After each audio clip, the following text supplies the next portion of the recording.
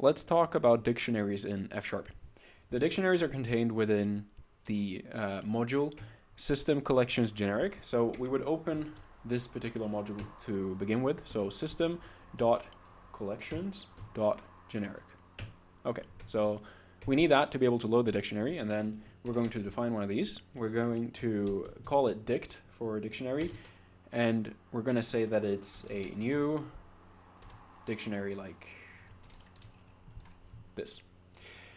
After we define this dictionary keyword, we provide the types that are going to be associated with this dictionary. And as you're probably familiar already, dictionaries have an index and they have values. So for each index, there's going to be one corresponding value, and we can define the types of these. Now, we're going to say that the indexes are integers, and then the values contained are going to be strings. So like that.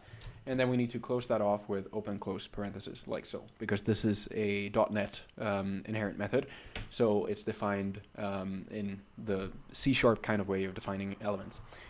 So if we want to add something to this dictionary now, we can. This is currently empty because we haven't specified any parameters, but the way we would do that is by using the add method associated with the dictionary, like so.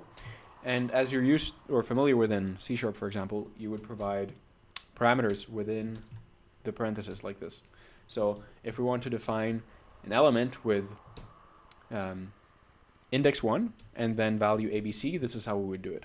So if we do this, we can then print the first value of this. So if we say first value is, and then we want to print a string here, so we would do that, and then here we would put dict, and the way you reference elements in a dictionary is using dot and then square brackets like so, and then you would put in the particular index that you're trying to reference. So in this case we have 1 here, which means that we can specify it like this. We can run this part of the code, and this is going then to evaluate and give us whatever the string at index 1 is. Now if I were to try and reference some other index here, that would not work. You need to define the elements in your dictionary beforehand.